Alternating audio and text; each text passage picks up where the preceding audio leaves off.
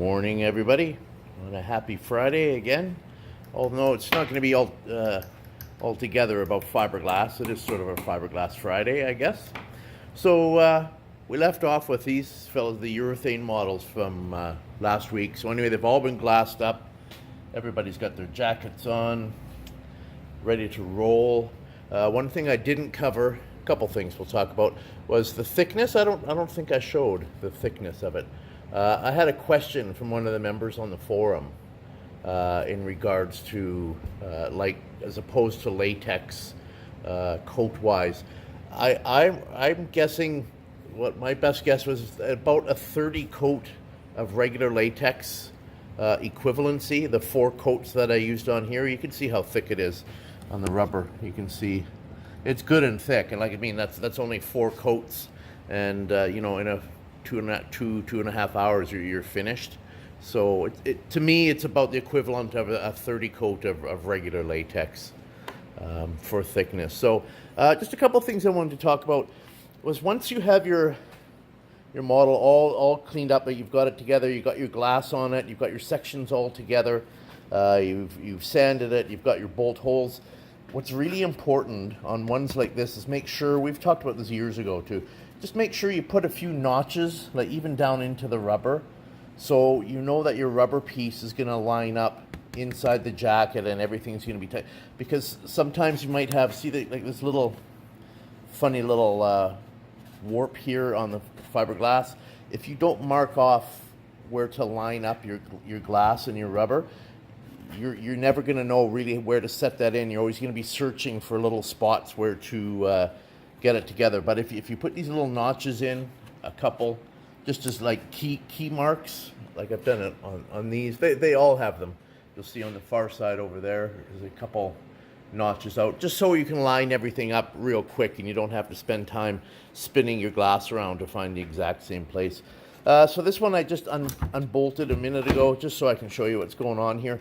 This one over here, because it's shallower, this one here, it has a shallower insides. I didn't use a foam liner, I went straight glass. This one here, I did a foam liner for this one. So you can see how thick it is there. Works out good. I love it. Like I said, we've talked about it lots. I love the system. Again, just making a mark with a permanent marker where your plug is going to line up to on your rubber, just so you know you can toss it in quick and away you go. A couple other things, I guess I could show you this, nothing to do with glass now, is these just things on the table. We had a client come in and she wanted some, she teaches planting. She's a florist, and she does workshops on succulents and other kinds of plants around the garden. So she wanted samples of really rough and rustic sort of pots. So I talked to her about hand packing. She wasn't too sure what that was. So that one's not a hand pack, and the one on the end isn't hand packed. But she showed me pictures. You know, people always show me pictures of what they see on Etsy or something that somebody made. She likes bubbles. She likes coarseness and void. So I did her up all these hand packed ones here, so you can see with the voids. Anyway, she really liked them. She's going to take them all as a set. So I've got 3 or 4 more sets to do for her, batch wise. She actually doesn't like this one, the one with the bubbles, that she thought she would. She likes the coarseness. So that's just something a little different. But I don't mind the hand packing. It's okay, and especially when she takes it as a set like that, then I don't have to be doing just 1 or 2. I can do 5, 6 at a shot. So it's not bad. So here we go. We had, whoops, stupid tripod.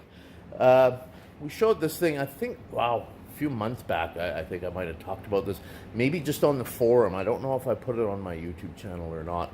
So this is another model. Believe it or not, I'm doing rubber again. This is usually the time I start pouring, and I probably will start pouring next week. It's supposed to finally, spring is here, and it's supposed to really warm up. So I'm going to have to clear off these tables here and move some rubber around and get some pouring done. So funny enough, we talked about the metallic thing. This thing has a there used to be just a few dots of this orange on random, and it looks like rust. It doesn't come off on your fingers, but you could scrape it with a little tool like this. You could scrape it. So what I quickly discovered as I brushed this off, and it had lots of little, you can see all those little nurbles down there. Again, this is one of those GFRC slapped together two-piece molds. And they put the coarseness stuff on there just for age. It's okay. To me, it was a bit excessive, so I scraped it off. But I soon discovered that this orange color is the base coat, and the gray is actually the top coat on here. So I'm just a little nervous about the metallic sort of look to this stuff. Like I said, it doesn't come off. But what I'm going to do is I'm going out this morning and I'm going to buy a couple cans of primer, and I'm going to prime the daylights out of this thing before it goes to rubber. Pretty simple model. Like you can see here, these are the one, like I always said, these have been two-parters. That's how they make these things. It's like a shell, and they spray the GFRC in it and then slap it together.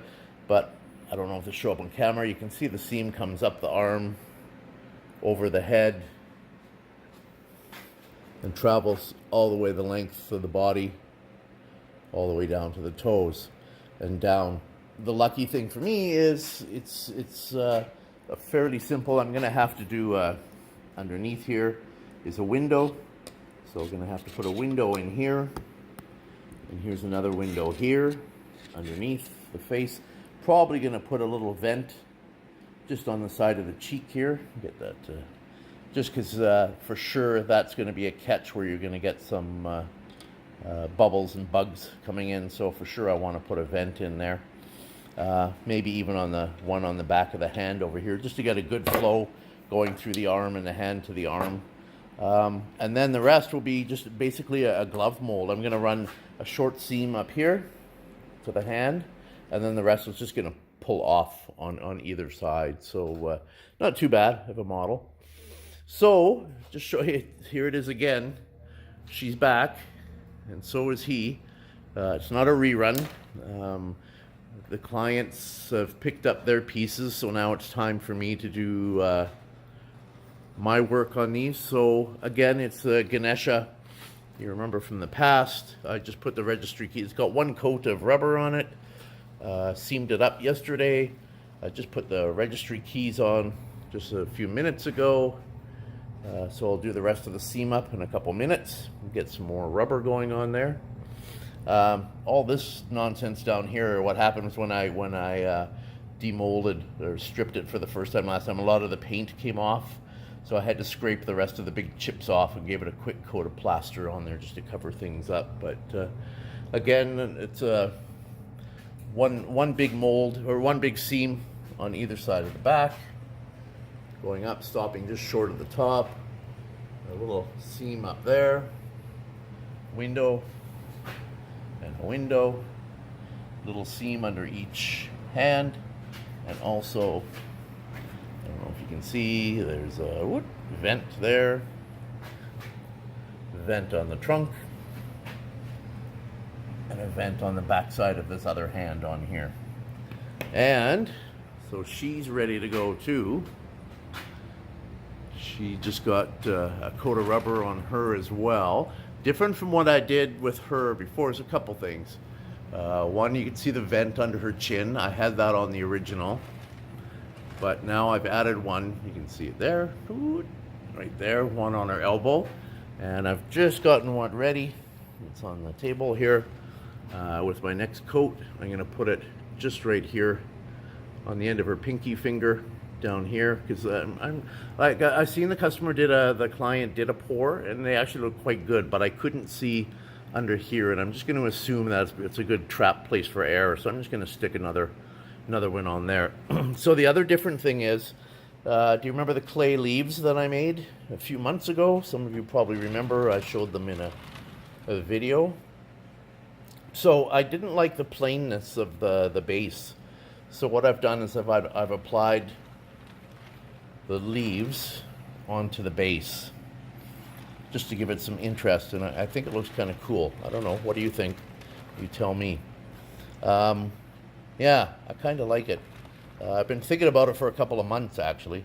That wasn't originally what I had the leaves for, but like I said, I've had a couple of months to think about it. And when I was doing her the last time, I thought, that would look pretty cool on the base. I mean, I am the leaf guy, right? Or sort of. So I thought, why not carry on a little motif and sort of put my mark on it. So yeah, back at rubber again. Like I said, this is a really unusual time. Usually I'm never doing rubber at this time, but I'm going to clear off those back tables there and probably at the end of this weekend and just move the rubber down over there to get away from my machine and the dust. And I'll probably start pouring sometime late next week if I can get sand. I don't have a ton of sand, and unfortunately there's still a layer of snow. My guy is just down the street and there's a layer of snow on everything, so we'll see if I'm able to get any sand or not, if it's still going to be frozen in a lump, but we'll check it out. Anyway, gang, that's a quick one. We're right at the 10-11 minute mark, which is perfect, not too long. So gang, nice having you all again, and we'll talk to you next week.